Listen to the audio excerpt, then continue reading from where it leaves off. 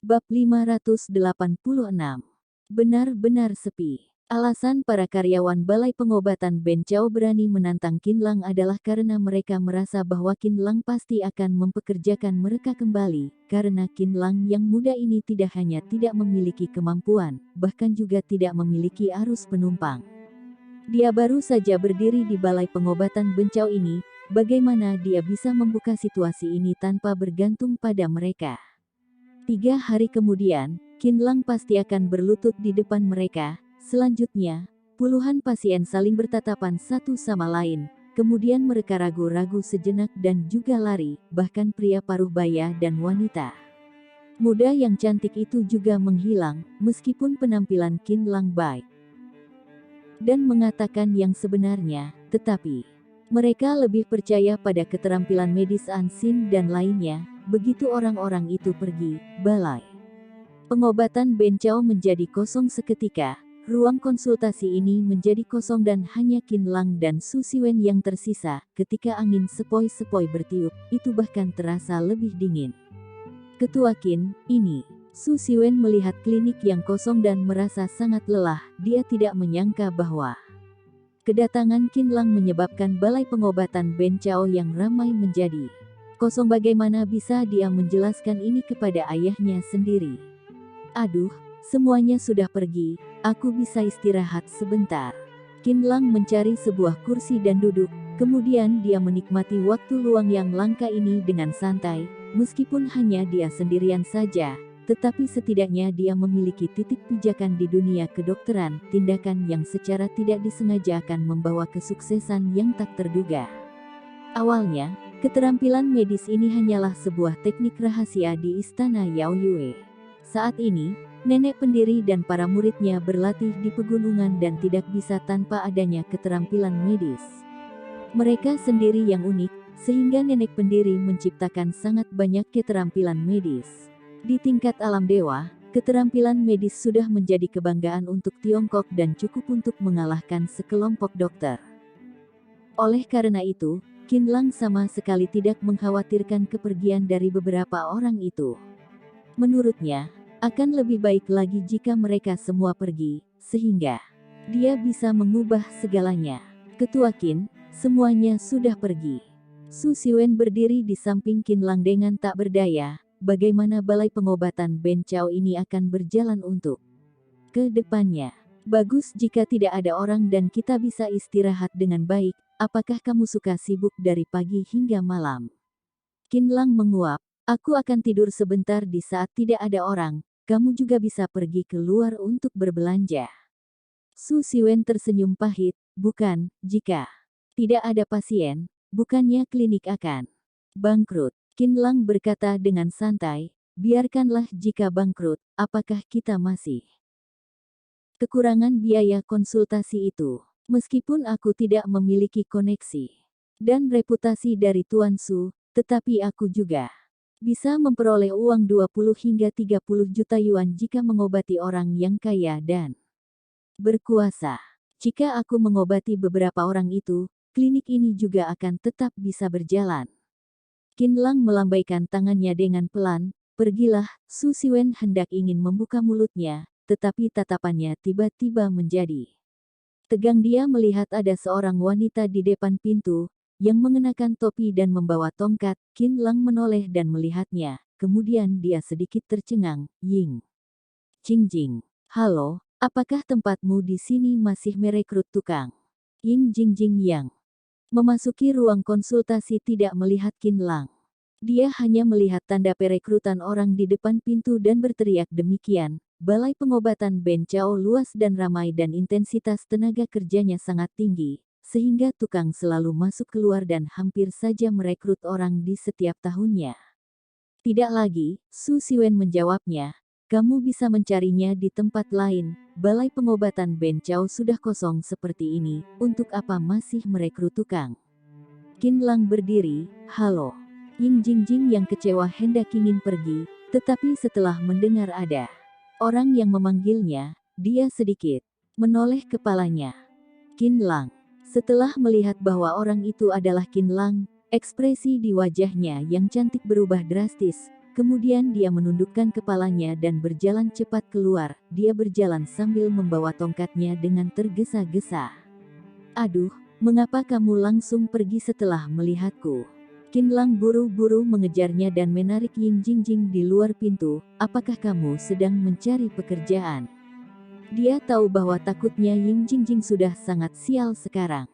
Penyakit epilepsi itu tidaklah bisa dimengerti oleh orang biasa, apalagi kamar dagang Sky Eagle tempat dia tinggal juga telah dihancurkan oleh Qinlang. Oleh karena itu, ketika melihat Ying Jingjing menghindar dirinya sendiri, sekarang Qinlang merasa sedikit lebih penasaran. Ying Jingjing menundukkan kepalanya dan tidak menanggapinya. Hanya saja ekspresinya sangat sedih dan canggung, seolah-olah dia tidak ingin membiarkan Qinlang melihat dia yang hidup sengsara. Qinlang berkata dengan konyol, apakah rumah sakit terlarang tidak mengizinkanmu untuk kembali ke Tokyo? Bukan, Tuan Qin, aku tidak punya muka untuk kembali. Rumah sakit terlarang itu sangat praktis dan aku sekarang terlihat seperti seekor anjing yang berduka. Wajah Ying Jingjing tampaknya sedih, tetapi pesona yang mempesona itu masih terlihat secara samar. Kamu pernah bilang bahwa kamu ingin membuat kesepakatan denganku dan kamu akan menyelinap di rumah sakit. Terlarang untuk melakukan sesuatu hal untukku, tetapi sepertinya kamu telah mengingkarinya, kata Qinlang. Tidak, Tuan Qin, apakah kamu masih ingat mengapa Leng Qianqiu begitu kebetulan bergegas ke Villa Zijun untuk menyelamatkanmu? Aku diam-diam mengarahkannya di depan. Ying Jingjing berkata, aku menepati janjiku, hanya saja aku merasa bahwa hasil ini masih tidak cukup bernegosiasi denganmu untuk membebaskanku dari siksaan. Oh, Qinlang berpikir sejenak, sepertinya kemunculan Leng Qianqiu pada hari itu juga memang kebetulan. Mungkinkah Ying Jingjing diam-diam membantunya? Kalau begitu mengapa kamu bisa menjadi seperti ini? Tanya Qinlang. Seorang master bela diri seharusnya tidak seperti ini, bahkan meskipun dia telah dihukum oleh Qinlang, tetapi pastinya tidak akan menjadi seperti ini. Orang ini sangat licik, mungkinkah dia yang tiba-tiba muncul di saat ini untuk memenangkan rasa simpatik dari Qinlang, sehingga dia sengaja berpakaian seperti ini? Tuan Qin, Anda pasti sedang mencurigaiku, tetapi aku sudah keluar dari pekerjaan pembunuh sekarang. Orang-orang yang seperti kami menghabiskan uang, seperti menghabiskan air dan tidak memiliki tabungan, apalagi ditambahkan dengan penyakitku yang kembali kambuh, sehingga aku juga hanya bisa mencari pekerjaan dan tempat tinggal untuk sementara waktu, kata Ying Jingjing. Tenang saja, aku pasti tidak akan mengganggumu jika aku masih belum dapat membantumu untuk menyelesaikan masalah besar. Tuan Qin, aku pergi dulu. Ying Jingjing perlahan berbalik dan berjalan keluar dengan susah payah. Tunggu dulu. Qinlang menghentikannya lagi.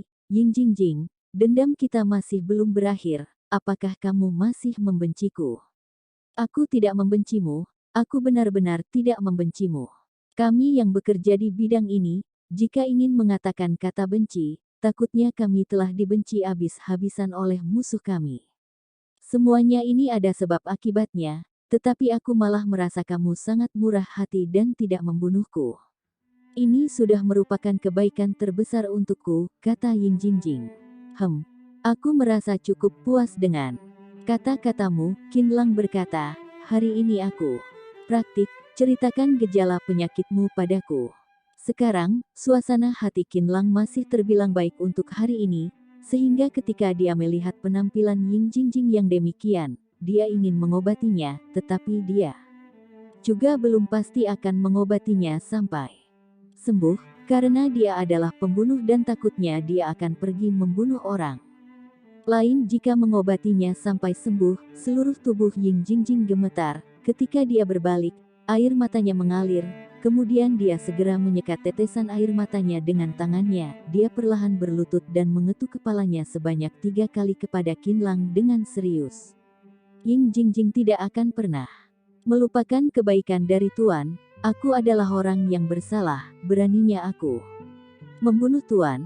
Bagaimana bisa aku pantas untuk dikasihani oleh Tuan? Aku pantas mati, aku pantas mati.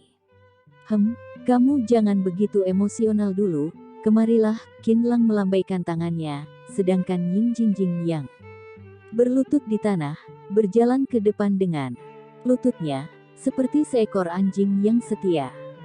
Sejak kecil, dia selalu mendengar dan melihat orang yang jahat dan satu persatu dari orang-orang itu jauh lebih kejam. Setelah dihukum oleh Qin Lang, dia diam-diam bersyukur bahwa dirinya sendiri masih bisa hidup.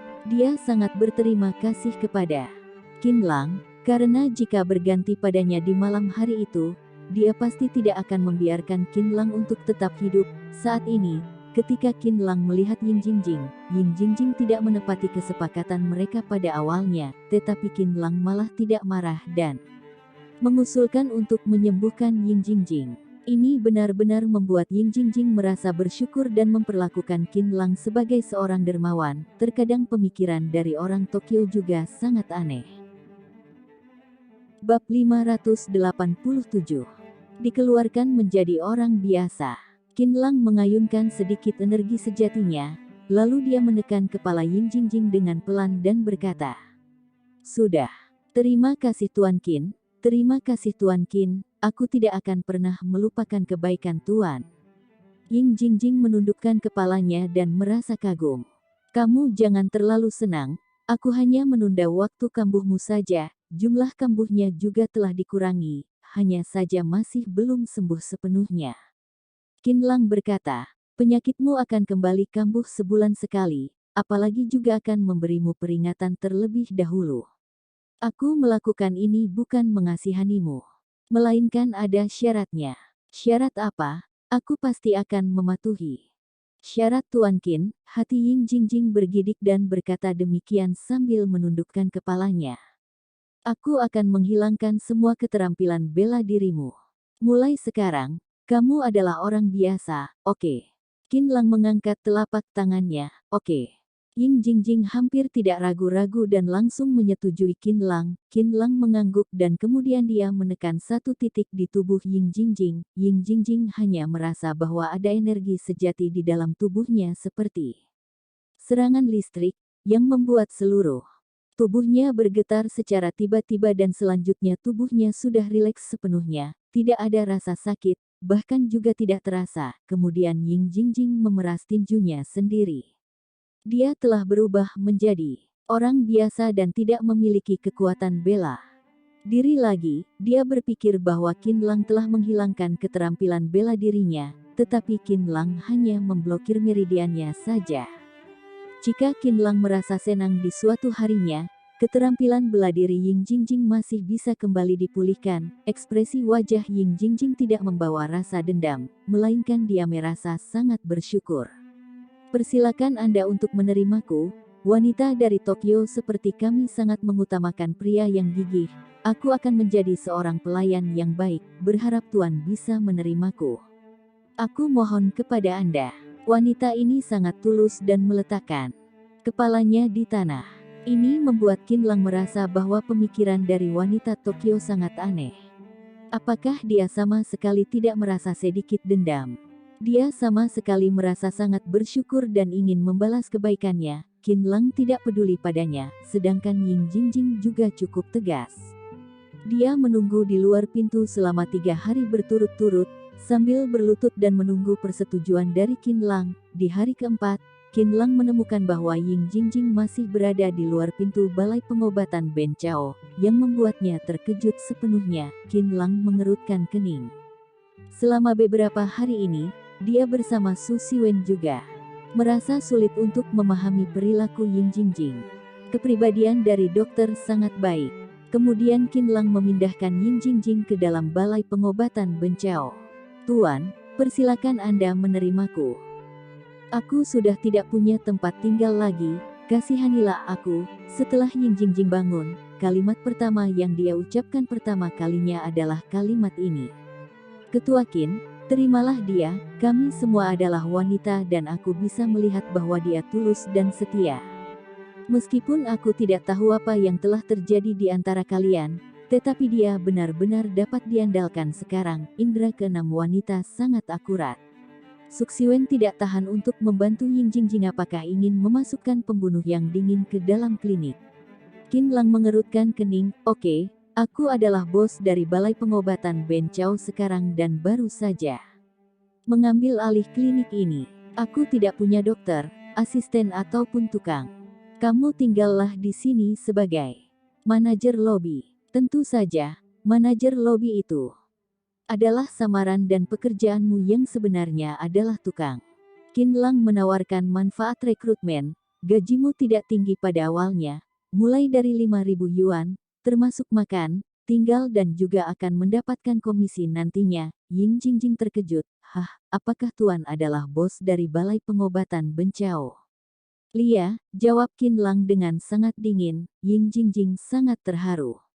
Dia tahu bahwa Qin Lang menerima dirinya sendiri secara khusus, jika tidak, jangankan 5.000 yuan, bahkan juga tidak ada orang yang menginginkannya.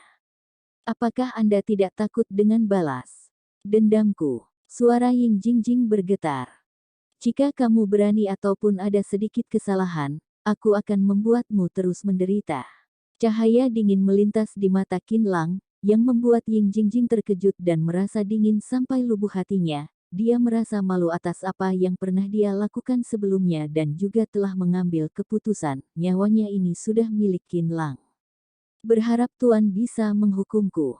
Ying Jingjing mengulurkan tangannya dan menjabat Qin Lang, mereka saling bertatapan satu sama lain sambil tersenyum dan melupakan semua dendam masa lalu. Dengan adanya klinik ini, Qin Lang dapat dianggap bahwa telah mendapatkan tempat untuk tinggal, tetapi dia tidak menyangka bahwa ini mulai penuh dengan kejutan di awal ketika kariernya telah dimulai. Dia sama sekali tidak pernah berpikir bahwa dia akan berkarir di bidang properti dan kedokteran. Qin Lang tidak bertindak terlalu tergesa-gesa.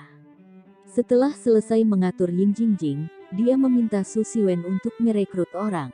Hanya saja selama 3 hari ini, tidak ada seorang pun yang datang ke Balai Pengobatan Ben Chao untuk melamar pekerjaan. Jangankan dokter, bahkan tidak ada seorang pun yang datang untuk bertanya.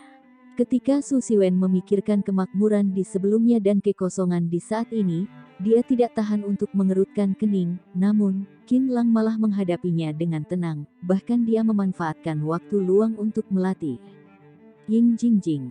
Pagi di hari keempat, Qin Lang melihat tidak ada pasien dan berlari ke panti pengobatan setelah sarapan. Hari ini adalah hari pemeriksaan kembali Lin Shaoxiong.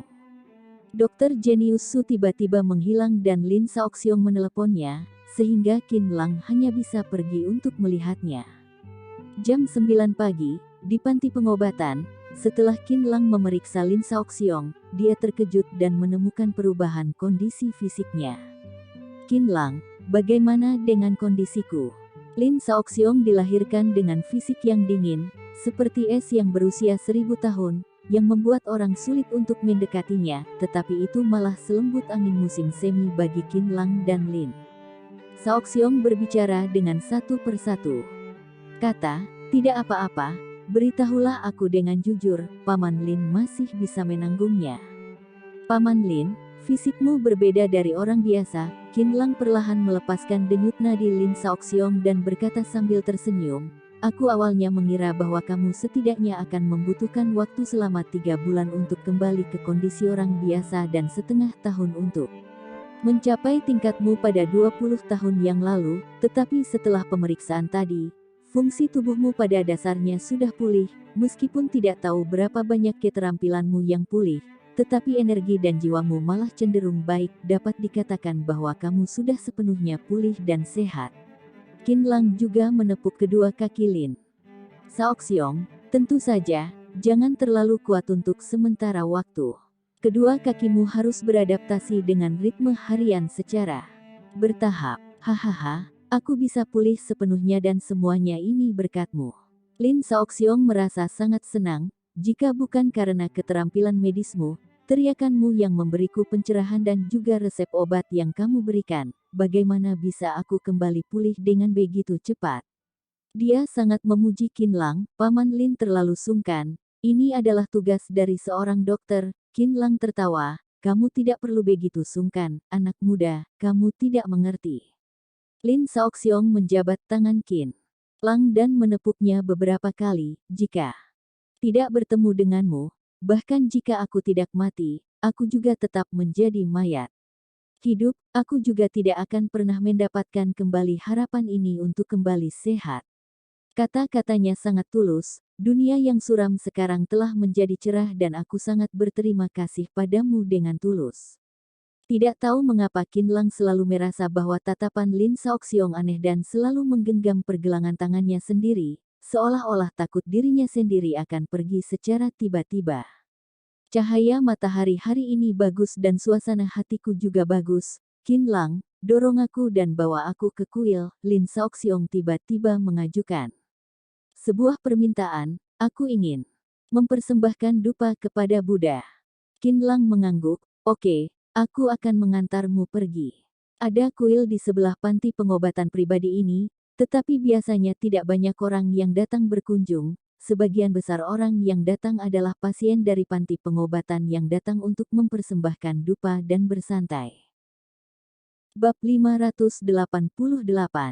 Mencurahkan kata hati. Qin Lang mendorong Lin Shaoxiong, meskipun saat ini adalah musim dingin yang parah, tetapi pemandangan di kuil malah terlihat indah. Saat perjalanan, Lin Shaoxiong bertanya dengan suara yang pelan, Qin Lang, masih ada siapa lagi di keluargamu? Hah? Kedua orang tuaku masih ada dan juga kakekku yang memiliki kondisi fisik yang sangat bagus.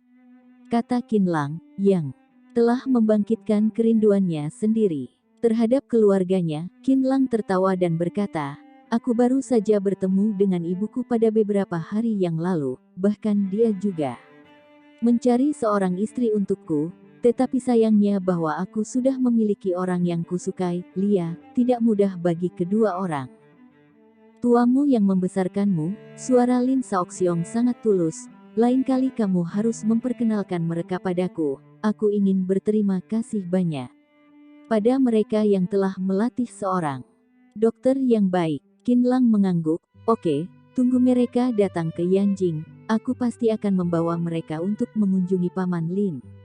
Tidak, seharusnya aku yang datang berkunjung. Lin Shaoxiong melambaikan tangannya, kemudian dia mengubah topik pembicaraannya. Aku pernah mendengar bahwa kamu juga bisa bela diri.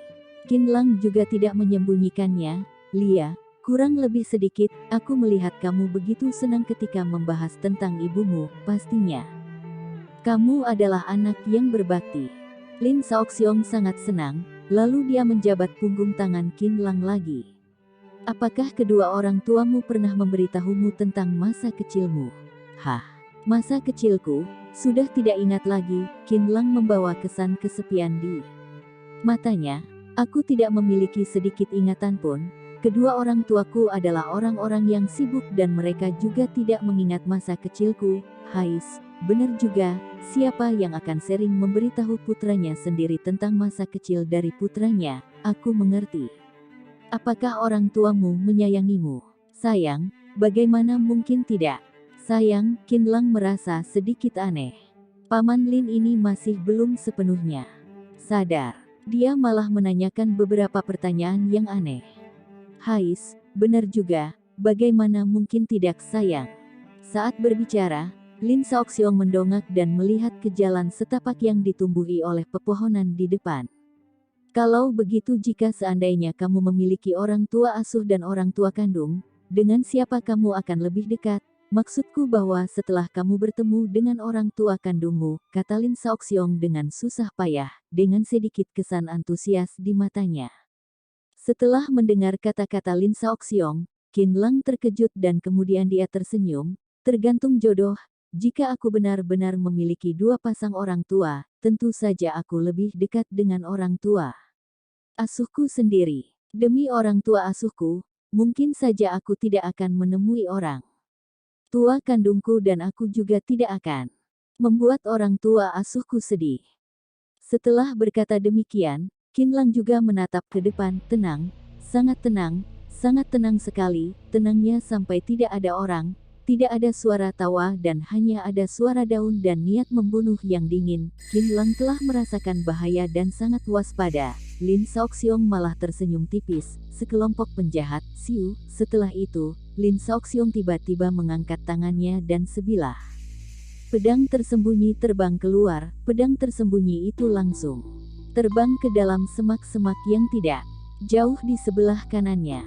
Boom! Semak-semak itu tiba-tiba meledak. Tetapi malah ada sosok bayangan yang mundur ke belakang di dalamnya, hanya saja kecepatannya kalah dari pedang tersembunyi itu dan pedang itu segera menembus ke arah tenggorokan target orang itu. Seorang wanita yang bertopeng jatuh ke tanah, sambil memegang 2 jarum bunga pir.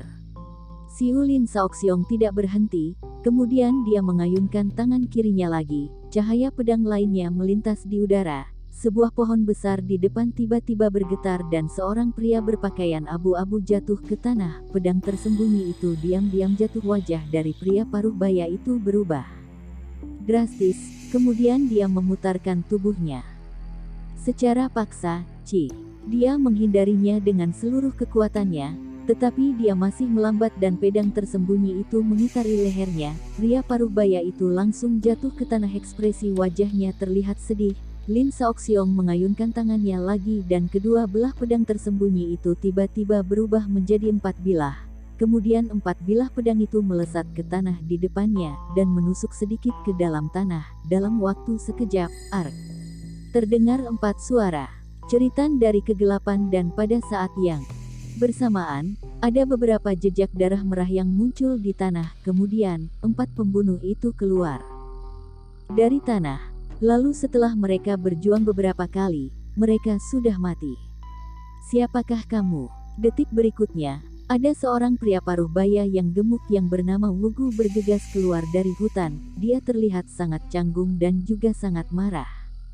Hari ini dia ingin menyerang Qin Lang, tetapi beberapa bawahannya sudah mati sebelum mereka bertindak. Dia menatap Lin Shaoxiong dan berteriak, "Beraninya kamu melawan kami?"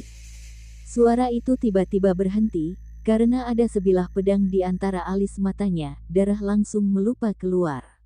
Ketika menjelang kematian, mata dari pria paruh baya yang gemuk itu sedikit menyusut dan hatinya bahkan terasa lebih tercengang. "Kalian? Siapakah kalian? Siapakah kalian?" Kesan menghina melintas di mata Lin Shaoxiong dan wajah dingin yang dulunya begitu mengerikan itu telah kembali lagi. Lin Shaoxiong mengangguk dan kemudian berbicara ke arah hutan itu. "Beritahu bos kalian, tidak peduli siapakah kalian, sebelum matahari terbenam, siapa yang melawan Qin Lang, dia harus mematahkan satu tangannya sendiri. Jika tidak, aku akan secara pribadi menyerang ke kandang kalian untuk meminta sebuah penjelasan." Setelah itu, dia mengayunkan tangan kanannya dan langsung menusuk alis mata pria paruh baya yang gemuk itu. Dia telah membunuh orang, tetapi dia malah ingin meminta penjelasan dari mereka. Pria paruh baya yang gemuk itu langsung jatuh ke tanah. Bahkan ekspresi wajahnya sampai mati pun masih terlihat sedih. Dia ingin menghina kesombongan dari Lin Shaoxiong, tetapi kenyataannya bahwa Lin Shaoxiong tidak bercanda. Qin Lang juga terkejut bahwa kekuatan Lin Shaoxiong berada di luar imajinasinya. Dia tidak menyangka bahwa mayat hidup pada seminggu yang lalu telah berubah menjadi pembunuh yang memiliki keterampilan bela diri yang luar biasa dengan satu tangan. 20 tahun yang lalu, master kedua di komunitas Ming, Qin Lang ingat tentang apa yang dikatakan oleh Lu Meichen. Saat itu, dia tidak menganggapnya dengan serius, tetapi sekarang Lin Shaoxiong memang sangat luar biasa, diikuti dengan kematian pria paruh baya yang gemuk itu dan lainnya. Bahaya dari hutan itu menghilang seketika, tetapi masih ada beberapa orang yang tersembunyi di sana, tetapi tidak ada orang yang berani bertindak lagi. Pria paruh baya yang gemuk itu bahkan sudah terbunuh dalam hitungan detik. Apa yang mereka gunakan untuk bersaing dengan Lin Shaoxiong? Qin Lang mendorong Lin Shaoxiong dan lanjut berjalan ke depan. Setelah sosok bayangan mereka berdua baru saja menghilang, beberapa orang muncul keluar dari hutan dengan ekspresi yang serius. Mereka membersihkan mayat sambil mengeluarkan ponsel mereka untuk menelepon.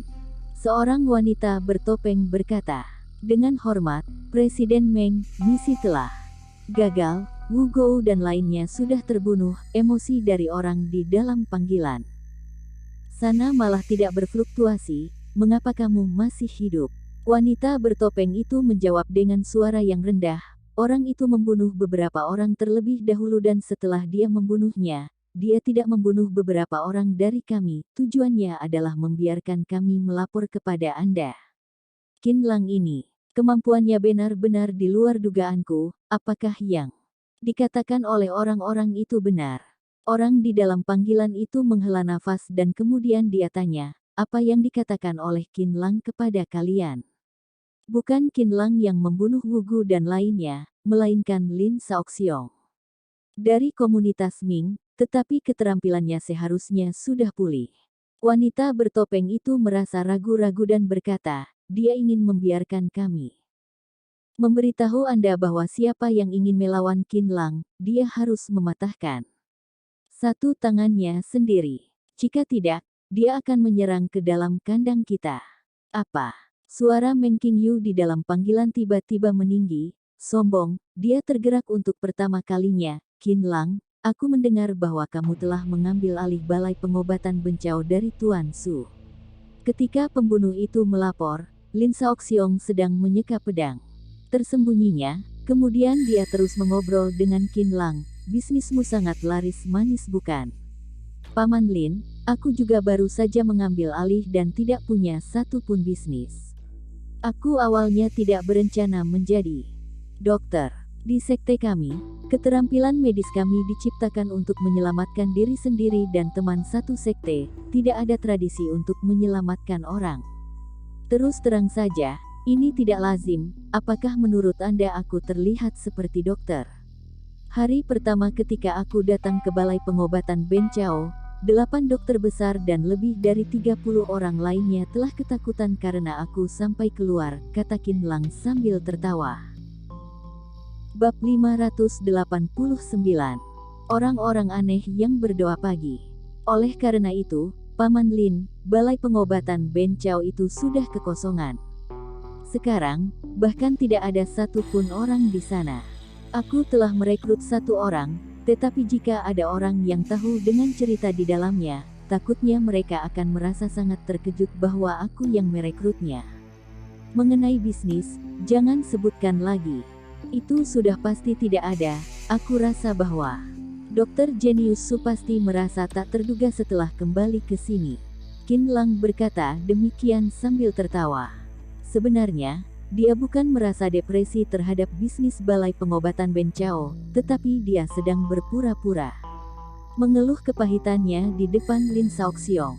Dia merasa bahwa ada sejenis kesan keakraban dari Lin Shaoxiong, karena Lin Shaoxiong selalu menatapnya dengan pandangan yang penuh kasih sayang. Menurut Qin Lang, balai pengobatan Bencao hanyalah sebuah piring kecil.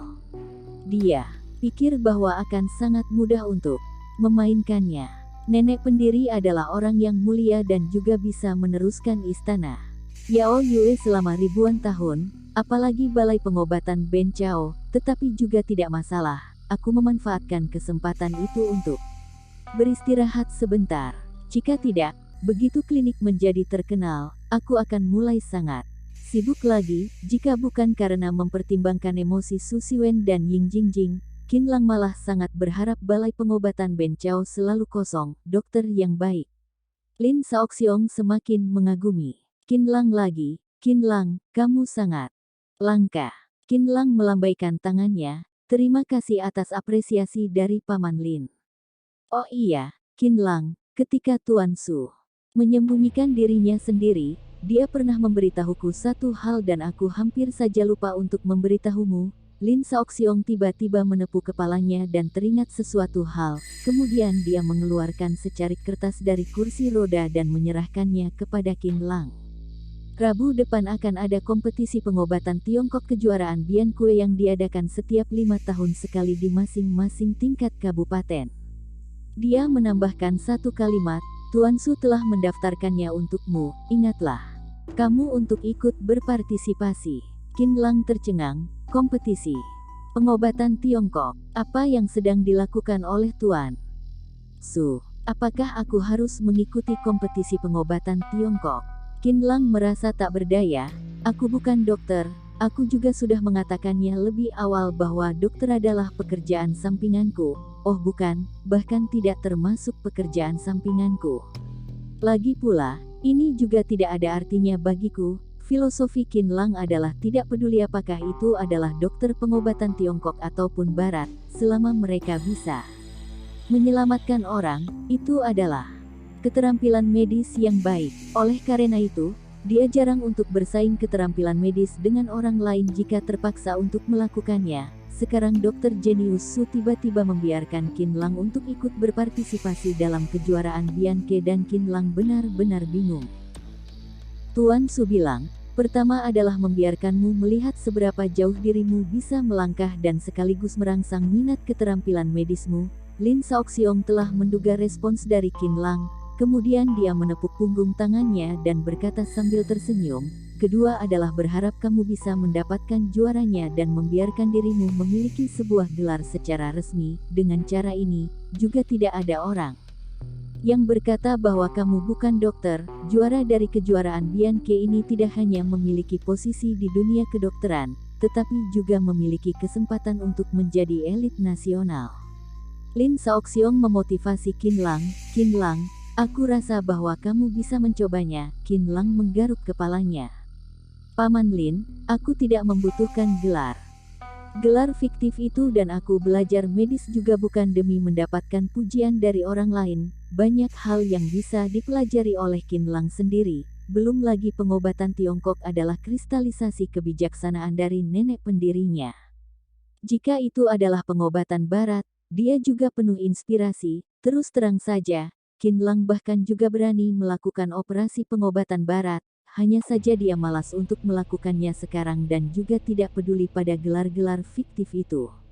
Qin Lang, aku tahu dengan temperamenmu bahwa kamu tidak membutuhkan hal-hal itu untuk menghias dirimu sendiri. Lin Shaoxiong menunjukkan senyumannya dan masih menasihati Qin Lang, tetapi bagaimanapun juga, orang bisa lepas dari segala jenis hubungan interpersonal dan beberapa gelar-gelar fiktif.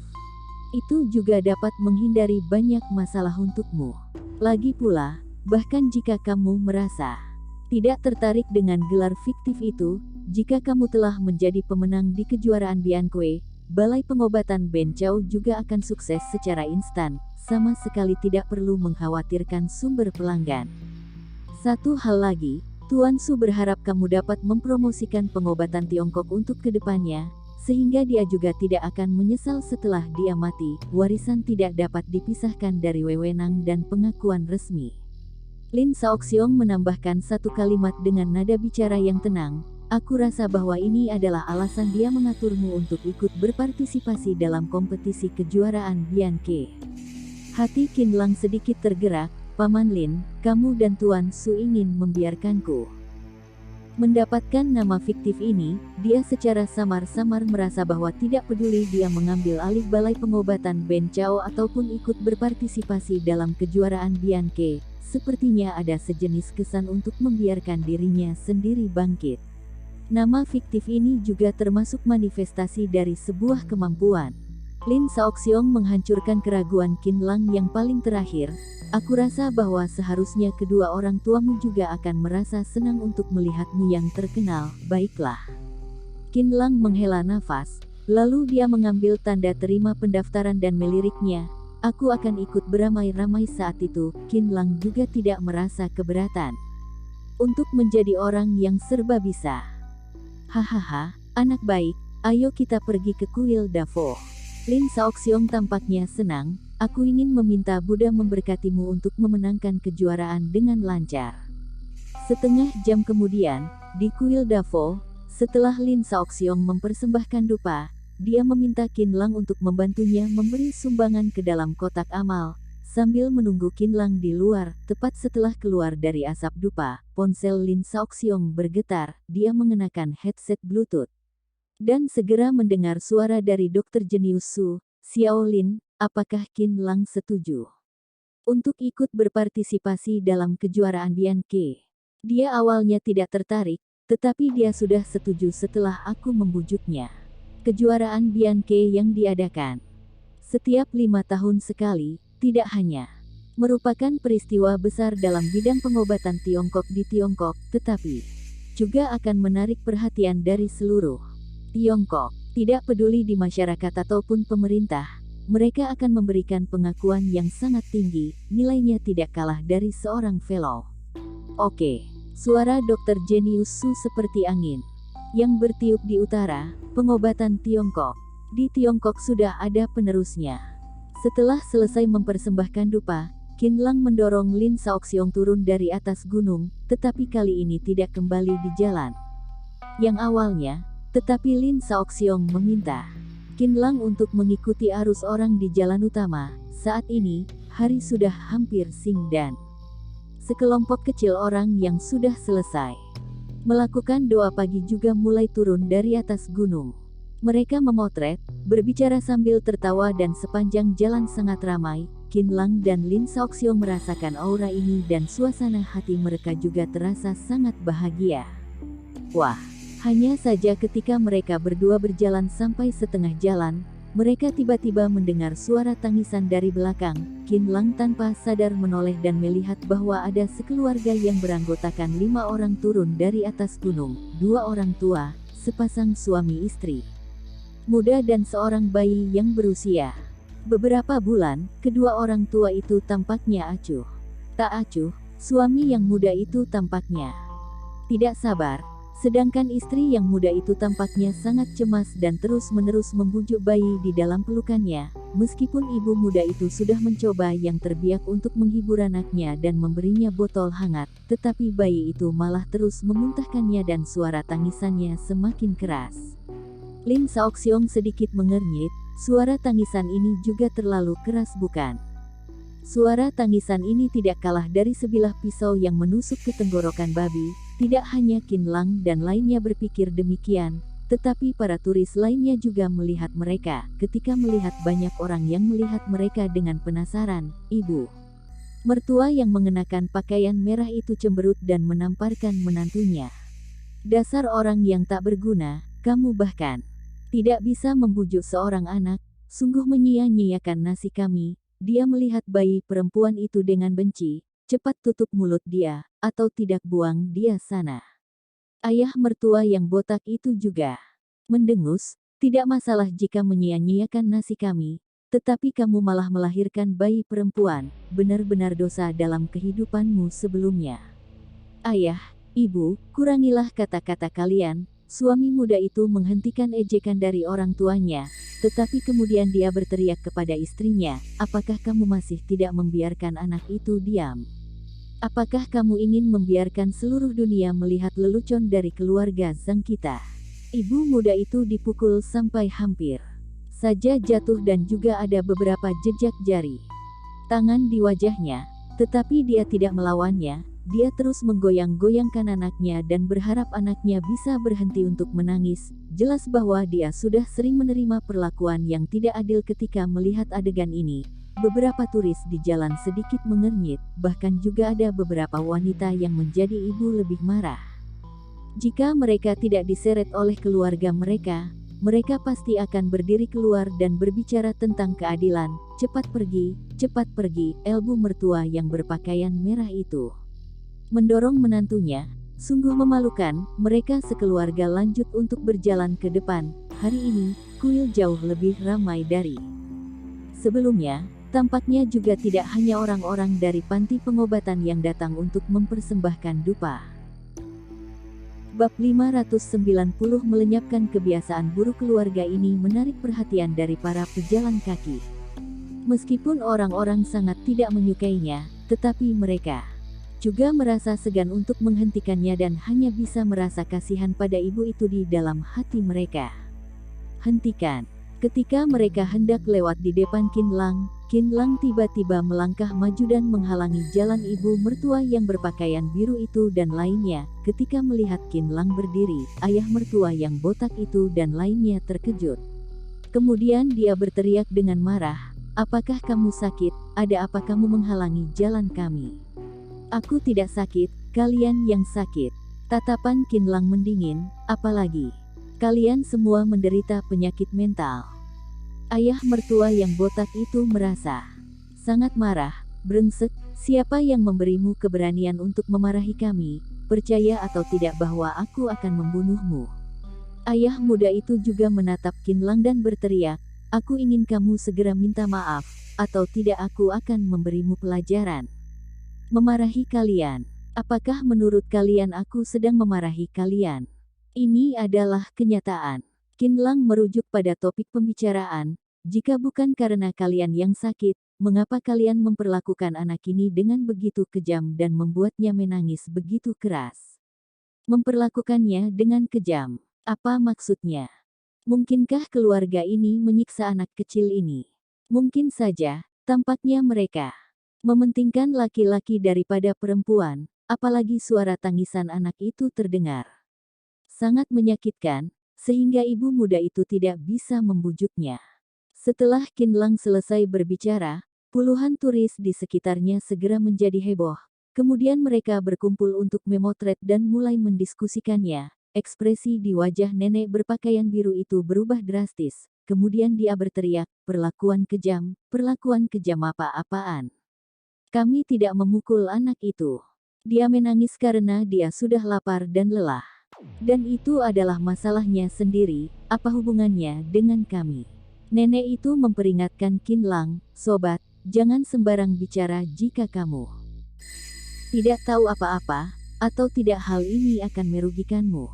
Ayah mertua yang botak dan suami muda itu juga menatap Qinlang dengan agresif, ibu muda itu juga menatap Qinlang dan berkata, adik kecil, kami benar-benar tidak menyiksa anak kami, bahkan juga tidak pernah menyentuhnya.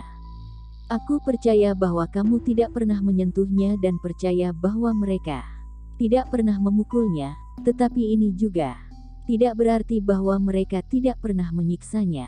Qinlang mengulurkan tangannya padanya, sini, aku adalah dokter dari balai pengobatan Bencao, aku bisa memeriksanya jika anak ini bermasalah atau tidak. Tidak, kamu tidak boleh menyerahkannya padanya. Nenek yang berpakaian biru itu segera menyangkal, dia tampaknya bukan orang baik, jika kamu menyerahkan anak ini padanya, dia pasti akan memeluknya lari keluar, pergi, jangan peduli pada penjahat ini. Nenek itu mendorong bahu menantunya dan mengisyaratkannya bahwa dia ingin mengikuti dirinya sendiri pergi dari sini. Ibu muda itu merasa ragu-ragu.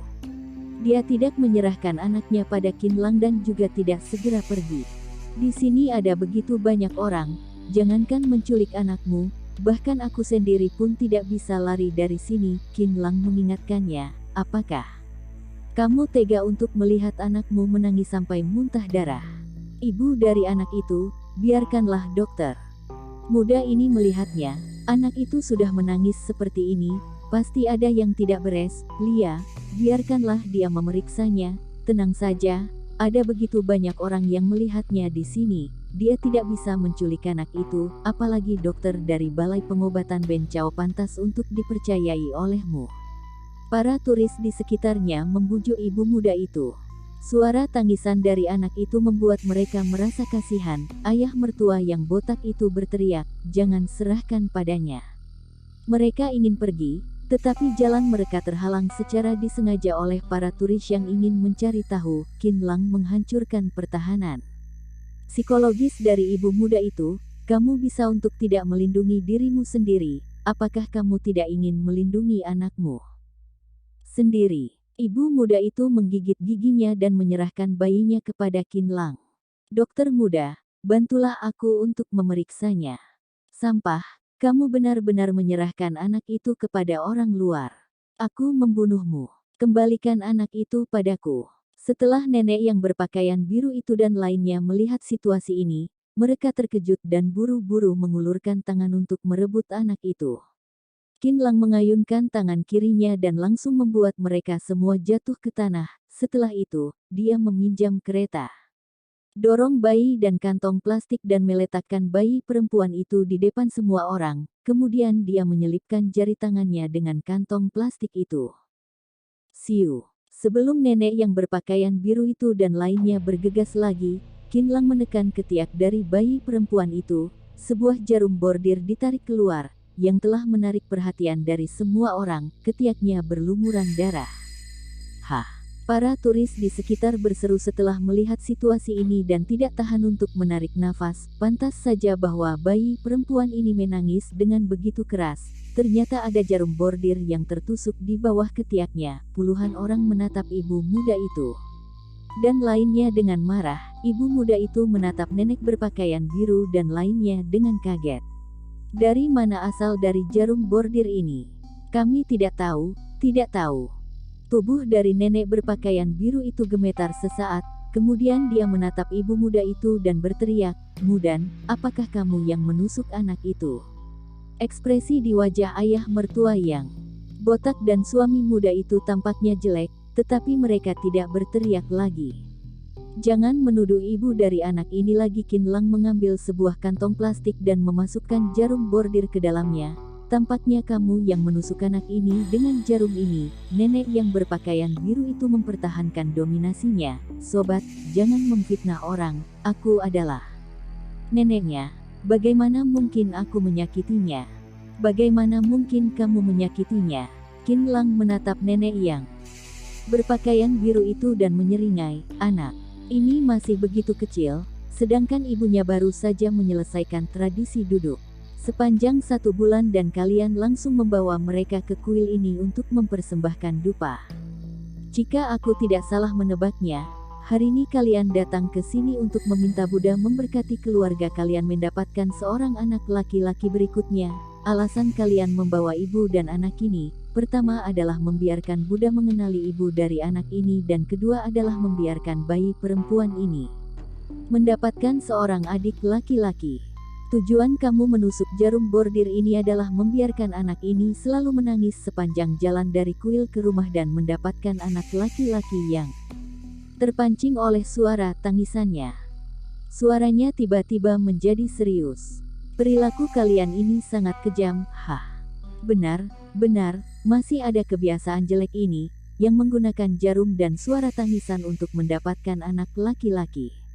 Beberapa tahun yang lalu, ada sebuah berita yang muncul bahwa seorang gadis yang berusia 18 bulan ditusuk dengan 12 jarum bordir dan menangis sepanjang hari. Tujuannya adalah agar ayahnya bisa mendapatkan seorang anak laki-laki. Sekarang sudah abad baru, mengapa masih ada orang yang begitu bodoh?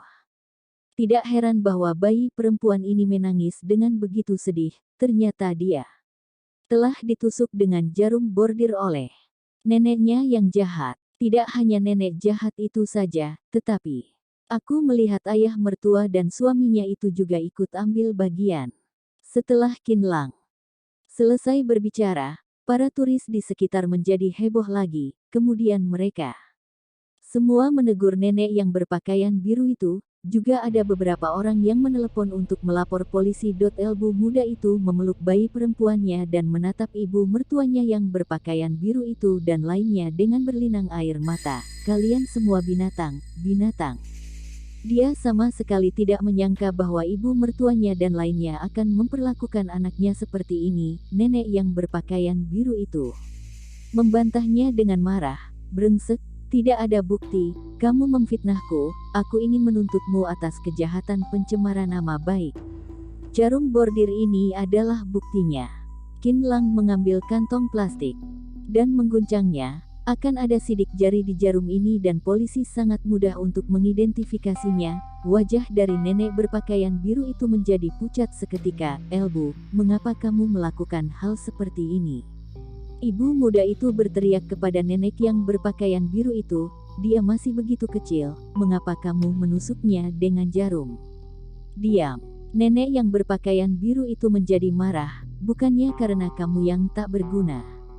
Sungguh wanita yang tidak bisa hamil, kami sudah menantikanmu selama bertahun-tahun untuk mendapatkan anak laki-laki, tetapi siapa yang tahu bahwa kamu telah mengecewakan kami semua. Jika kamu tidak bisa melahirkan anak laki-laki, garis keturunan kami akan putus. Bagaimana caranya kami untuk menjelaskannya kepada leluhur?" Nenek yang berpakaian biru itu merasa sangat sedih. "Bukan keluargaku yang tidak mampu untuk melahirkannya, Jika tidak memberikan harta yang senilai jutaan yuan ini kepada cucuku, apakah aku harus membawanya ke dalam peti mati? Tanda seru petik 2. Dan juga kamu, suka ikut campur urusan orang. Nenek yang berpakaian biru itu memelototi Qin Lang sambil menunjuknya, apa hubungannya urusan keluargaku denganmu? Kamu sekarang telah mencabut jarumnya dan tradisi kami untuk mendapatkan anak laki-laki sudah tidak berjalan lagi, kamu harus menanggung pertanggungjawaban ini sepenuhnya.